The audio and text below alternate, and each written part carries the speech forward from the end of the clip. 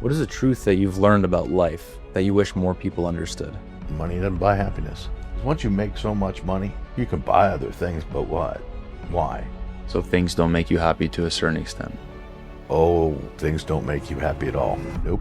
I've spent the past 5 years trying to become the healthiest person on planet Earth. But Brian, you're missing out. No, I'm not. I'm not depressed. You are. Can we just get that straight? Success is contentment.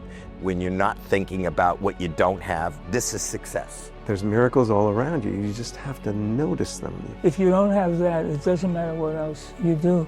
I have been picked up and body slammed. I've been addicted to cocaine. I have been through so very much. And to learn finally, that is just... In this video, I'll be in Los Angeles interviewing influential strangers in their 60s and 70s, asking them about their biggest regrets and their advice for their younger self. How old are you? I'm going to be 70 this year.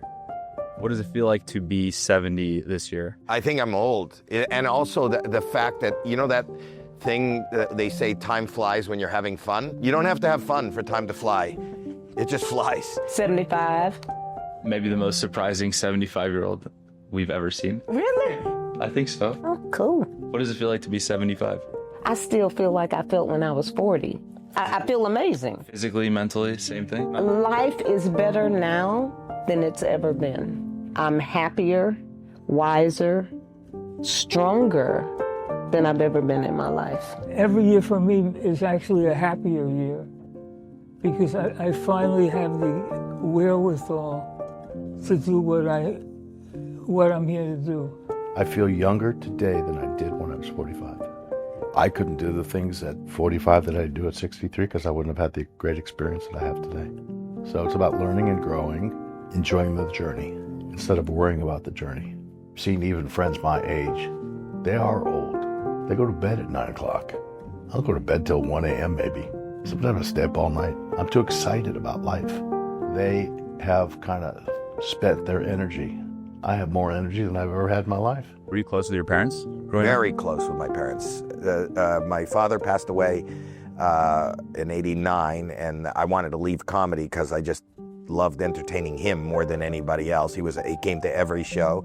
And my mother is now in late stage dementia, so she doesn't know who I am, and that's devastating. But up until she did know who I was, I never missed a day of talking to her until she didn't know who was calling. What's a lesson or a takeaway that you have from your father or your mother that has stuck with you to this point? Oh, well, I'd say my father's advice growing up was never rely on anyone. Never rely on anyone, especially a man, to take care of you.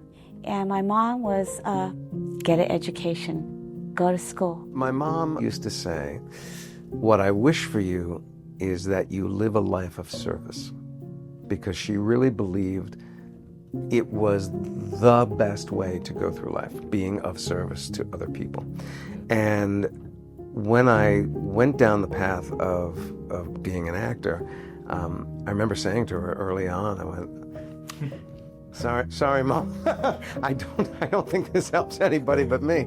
It seemed to me a very selfish profession. I did it because I liked it, I enjoyed it, I seemed to have an aptitude for it, I was having success in it, but it did seem to be a very self-serving profession. And that really changed for me when the Seinfeld show started, because for the first time I started getting responses from the audience in rather large doses.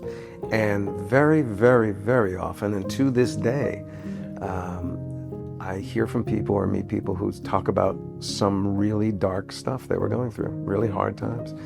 And they talk about how the show in general, and my performance in particular, was able to give them a sense of joy or laughter or lightness at times that were really, really dark. And they go out of their way to thank me for helping them get through those periods. And at first I would go, oh no, come on. But now I go, okay, Mom, maybe I found a way there. So I would say if someone's looking at you right now, just visually, We're looking at a 75-year-old woman who looks like she's 30 and very happy, you feel very free. I guess the perspective is she's kind of got it all figured out. Who were you before you became this person? I have been picked up and body slammed. I've been cold cocked. I've had somebody run my head through a wall. I had somebody take all of my belongings and throw them in the street, and then as I was trying to retrieve them, try to run me over with the car. I've been addicted to crack cocaine. I used to crawl around on the floor looking for crack rocks. I have been through so very much. And to learn finally that it's just experiences. You came through those battles and you're good. Yeah. And you understand and appreciate the power of love. That's the strongest thing we have, is love of self. Because if you don't love you, it's going to be impossible to love outside of you. So, man, that's why age 75 is so good, because I came through all of that stuff. And I can still embrace me and love life, and yeah. When I was in my early 20s, I started this process of discovery that I was playing the games of life that other people had told me to play. And one of those games was, when you're an entrepreneur, you play the game of martyrdom, which means you're willing to sacrifice your health in exchange for potentially making a lot of money. And so in that game, you say, I'm so awesome because I only need 4 hours of sleep, or I sleep under my desk. And unfortunately, I bought that narrative. And that's why in my 20s, I looked the way I did, is I bought that grind narrative and just drove myself into the ground, thinking I was like somehow being a hero, and sadly, just really destroying my health. So culture says, if you want to be powerful, don't sleep very much, because people who don't sleep very much can be successful. And that cultural narrative wrestles power over you, because when you don't sleep, you lose your willpower. And when you lose your willpower, you take poor care of yourself. And when you take poor care of yourself, you become lesser of a human. When I talk to people, I'm very honest. I'll be like, half this room has a very serious mental health problem. Yeah. And the room always goes dead quiet. Because people are like, yeah, they know. It's bad. And so that's why it's like so funny of like in these conversations, people are like, but Brian, you're missing out. And like, no, I'm not. I'm not depressed. You are. Right. It's like, can we just get that straight? There's a difference between what you are able to do and what you must do. We must find a way to sustain ourselves in life. So you take the job that you can take and feel good about, and you know, build a life on that you can sustain. What you can do, no one can stop you from what you can do. Right. Except yourself. Except yourself. If you're watching this video and feel worried about growing old with regrets of who you could have been, I recommend you grab a copy of our Daily Improvement Journal. It's a 10-minute daily routine designed to help you understand yourself, and more specifically, what makes you have a great day and what makes you have a bad day. I've been building this for more than 10 years, and the goal of it is that you can use real data to make conclusions about improving your life and not just guessing. Actually, that's why we do these interviews. Everything in these interviews serves as real data to help you have an improved existence. If you want to do something with the advice that you're hearing and not just listen to it, click the link below. What is success? Yeah. What do you think success is? Well, I think everyone has their own version of it. That's the point. So the problem is, what I find with people is they'll watch something like this and say, I want to be like that, or I want to do that, or I want to achieve that. That's a problem. That's the problem. The problem is that you've got to float your own boat. Success is contentment. Success is the ability to wake up each and every day and look forward to what you're going to do and enjoy what you're going to do. And I look forward to I'm enjoying this right now. This is success. Will this get me anything based on just a couple of minutes I've spent with you? No. But, no, I'm kidding. You know I'm kidding. If you just enjoy what you're doing. You will be surprised by where you get. And I think life is short and you need moments of contentment when you're not thinking about what you don't have, when you're not thinking about what you don't want, when you're not thinking about what some other person you're seeing or hearing has and you're saying, I want that. I think you need to, my grandmother used to always tell me, if you're not healthy, you're not wealthy. Success is just getting up and in the moment, not being aware of a pain, not being aware of what you have, this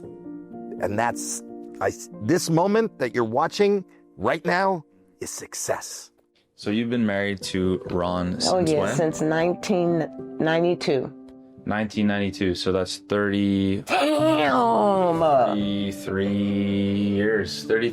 So that's 43. 43 years. A lot of people's marriages and relationships don't last that long, especially when you're 22, you're not famous, nothing happens, and then you become famous. So you've been through a lot together. What do you think has been some of the secrets to the success? So a piece of it is dumb luck. She walked in the door. I went, oh my God. She went, We took the work of it seriously. When we had trouble, we went to therapy, or she went on her own, I went on her own, we went together. But if you want it to work, you can make it work. And I know so many guys in particular, who walk away thinking it's the problem. And then they start a new relationship and they go, I have the same problem. And wherever you go, there you are. If the problem is within you, it's going to go wherever you go. When I went to work for Larry Flynt, I didn't know who Larry Flynt was, and I never saw a Hustler magazine ever before, so I was pretty naive, but I treated Larry just like any other patient. You have to be friends first. You have to be friends. You have to understand each other and be truthful. Friendship first, and then love. Losing Larry was losing my best friend. He was my North Star. I lost somebody who looked up to me. Can you define the word love for me? Love is the force that's at the bottom of the reality of what a human being is. It can only do one thing, which is, we call it outflow. It can move outwards into the world of other people. It can't take revenge. It's not built for that. It never wants to hurt anybody else. Let's say I was making a big cookbook, and the recipe is what makes a great life. If you had to boil that down to a science, what do you think makes a great life? To me, what makes me the most happy is when I can make somebody else's life happy. If I can make their life better, or probably make a friend's better, a person's business better. Isn't that weird? So if you're having a bad day, go help somebody else out. Go take that negative energy and make it positive. But I can tell you this, that money doesn't buy happiness. Because once you make so much money, you can buy other things, but what? Why? So things don't make you happy to a certain extent. Oh, things don't make you happy at all. Nope. And that's what people will understand once you grow up. You'll figure it out. Things don't make you happy. Experiences make you happy. Satisfaction is a very rare experience. Everybody feels gypped, not treated well, not given what they deserve. If you have no sense of anything bigger than you up here, it's impossible to feel satisfied. And you can't, there's no way to logically explain it. That's how human beings were made, and there's like a pre-created value system. Not that it's right or it's wrong or a Greek philosopher, it's nothing like that. It's almost like a physical need. If you don't have that, it doesn't matter what else you do. If you don't see and love magic, you have a miserable life. This device takes my voice and puts it into those machines and records it, and then you can play it over the airwaves onto boxes in other people's houses. That's a miracle. What are we talking about? That's a miracle. The problem is when we take that magic for mundane. First thing I do when I wake up in the morning, I smile, because 1 million people did not wake up this morning. I did. Isn't that worth a smile? This was the trailer to our LA series. Get ready to listen to the full interviews of each of today's guests coming out over the next few weeks. And don't forget to subscribe to get notified as soon as it's out. Thanks again for watching. As always, it's a mindset. See you next time.